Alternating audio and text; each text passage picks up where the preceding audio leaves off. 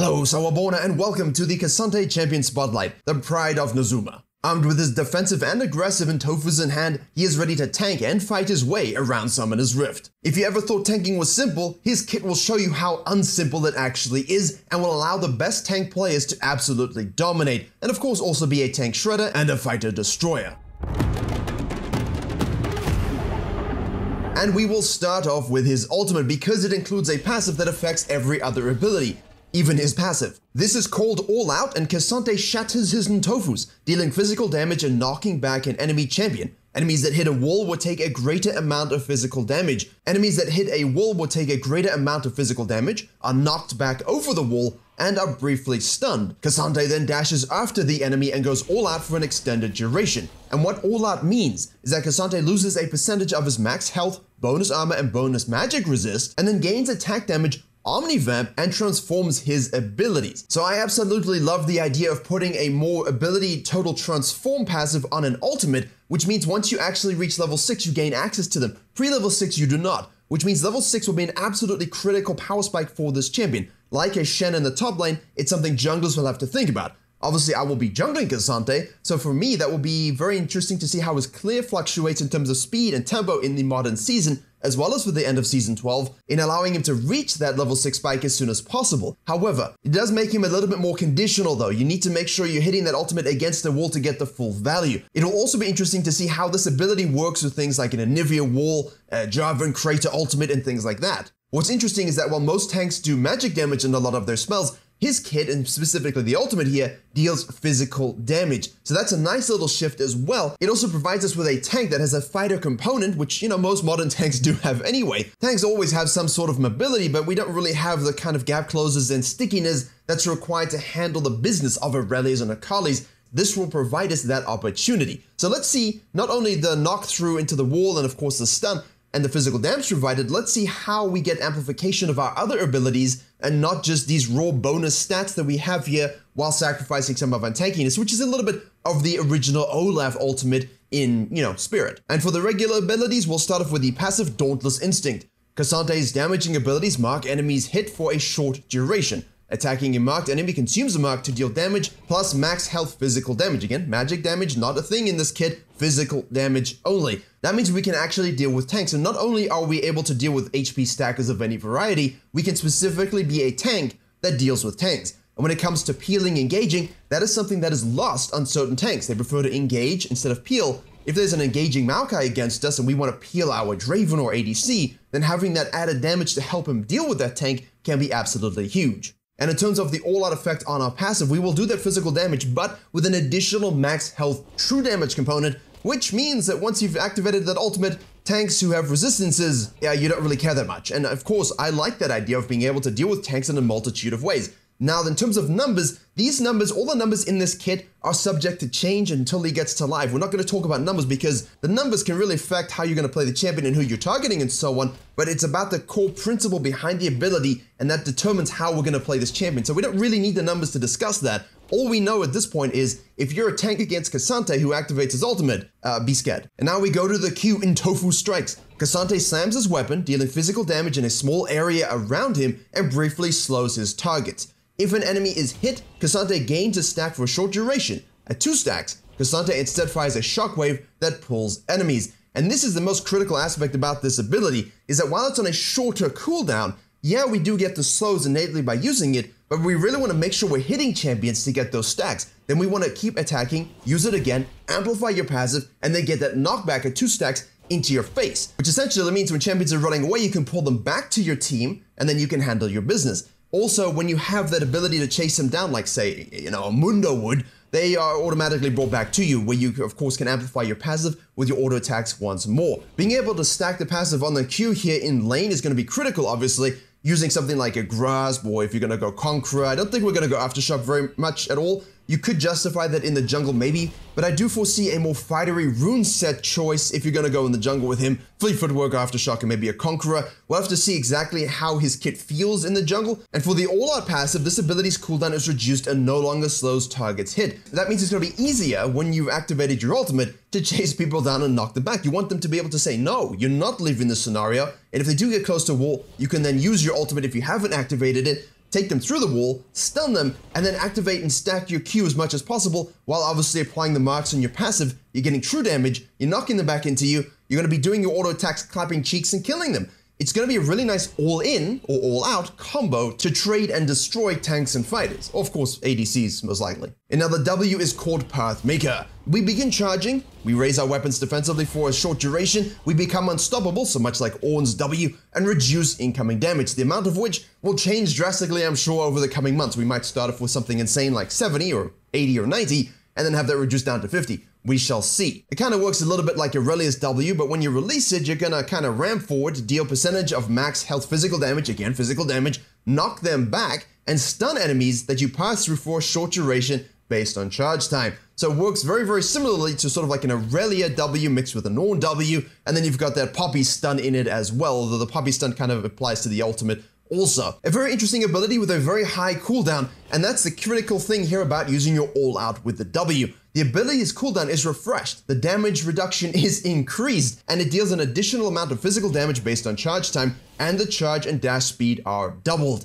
And that for me is so damn interesting because you can use this in a full trading pattern before you use all out, and then you can turn around and use all out again, and while you're chasing them down, knocking them through walls, floating over walls with them, having damage reduction, that whole thing comes up again. So they're going to use critical spells, and then they're going to try and trade on you again, and you're going to have it up again. And this is the thing for team fights. You can use that W, damage reduction, unstoppable, hit max physical health damage, use it for an engage as well if they try and engage on you, but it's going to be really good as a counter engage tool to Nautiluses and anything else that wants to run at your team. You are a pure front liner in that regard. And then you can use your ultimate to disengage and push people out of fights, push them into fights, and then use your W again to collate, tank, and deal max physical health damage. The fact that the cooldown is completely refreshed upon pressing R is something that I think is going to make teamfighting incredibly dynamic. And from my perspective, when you're a jungler and you have the ability to not only go into lane and do these kinds of stuns and damage reductions and tank these abilities, imagine someone trying to dive you while you're holding your bot lane together,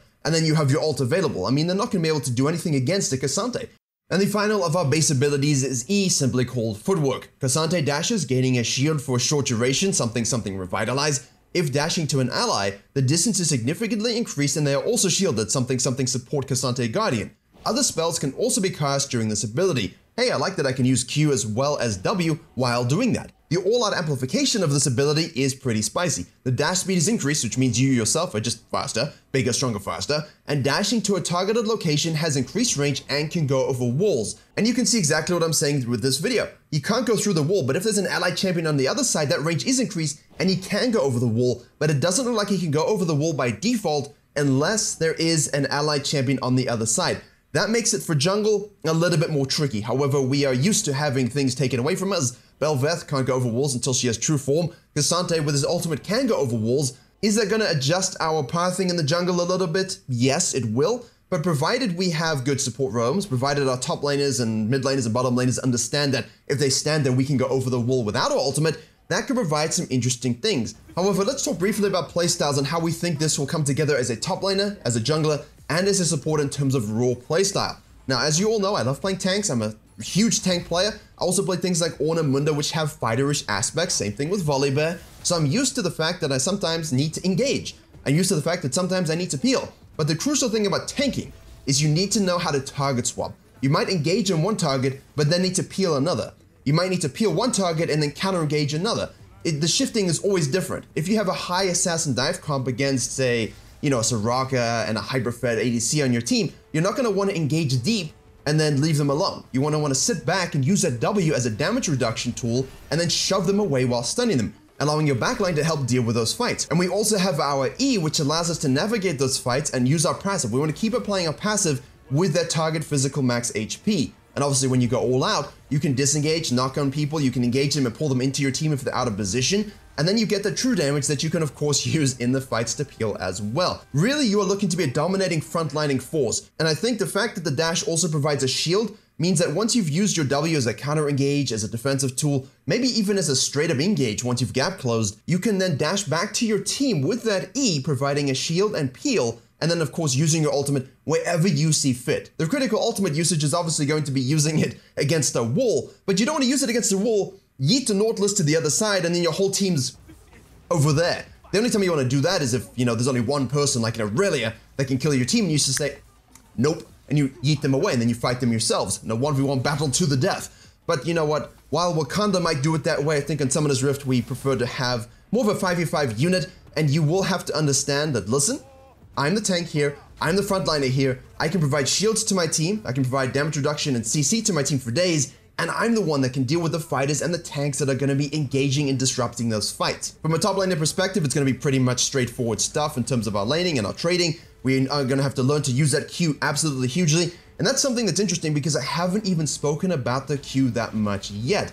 When you are playing team fighting, when you're playing jungling, being able to gap close into the lane and ensure hitting multiple Qs to get that knockback is going to be huge. You're going to want to save that knockback in those ganks for when they've already used their dash or their flash. So maybe we're going to see something like, I will try every kind of rune set on the PvE, I think, but you could of course justify that Aftershock just as an anti-tank tool in terms of absorbing as much damage as possible. It's going to be interesting to see what rune sets work best with him. Jungling, if his clearing is a little bit rough, I think the fleet footwork is going to be huge. However, remember something that's very critical about junglers and damage when it comes to clearing. Max physical damage, baby. That is huge for clearing jungle camps as well, and we have a lot of that on our kit. We have that in our W. We have that in our passive. We need to make sure we're hitting marked targets.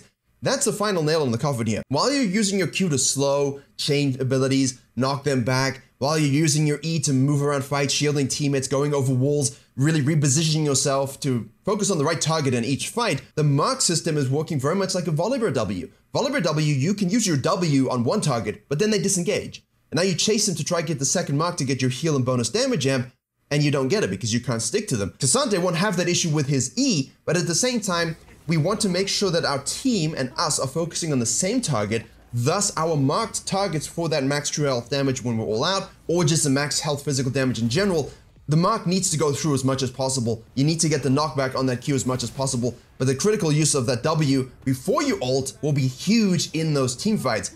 And I think overall, this is going to be something so difficult and so interesting to use as a tank. The amount of use cases you have for each ability, and hopefully you can see that. The discussion here has been very much an everywhere example, the generalistic, broad stroke discussion about tank fighting. And I've made a How to Team Fight as a Tank video, and I will make a new one with your Ornns and your K'Santes, I think, because it is so radically modernized compared to classical tanks. And that's something I love, something I'm really, really interested in. And I think using that W multiple times in a fight, using that E to reposition on any target and CC them in fights is going to be huge. And once you've won a fight, or people are kind of engaging and going, oops, I better run away, and your Q just says, nope, come back here, you have some true damage, have some knockback, watch my team kill you through the slows. And you know what, while I'm not as tanky when I press all out, if you itemize correctly, and that's a critical thing here, if you itemize correctly, you will still be a tanky son of a bitch because of that W giving you a lot of damage reduction, the numbers of which will change. But if that number is good enough to sustain you once you press ultimate, and that's why it's there, right? The W refresh is there because you're losing your tanky stats. We get pseudo tankiness through that sustain, that Omni Vamp. We've seen things like the Gargoyle Stoneplate coming through. I think that's kind of nice because you once you all out, you're amplifying a lot of shielding in your case. It's a nice item to be able to, rush maybe third or fourth on this champion so you don't lose that much bonus HP. You will lose a lot of bonus armor magic resist, but you kind of want to mitigate how much you're losing when you press all out. Very interested to see how we build them. Very interested to see what runes work best. Very interested to see the final numbers. But overall, in terms of playstyle, thematic, and tank possibilities, there is no other champion other than Ornn that can probably do as much as he can in fights, in-game, in terms of matching everything a tank wants to do at once. A lot of tanks can do certain things, but not others, and some can do others, but not certain things. K'Sante will be able to do everything, including, most likely, do damage. If you're interested in how to actually jungle so you can prepare your jungle pathing knowledge for the K'Sante release, the video in the box on the top right should provide you a lot of good information.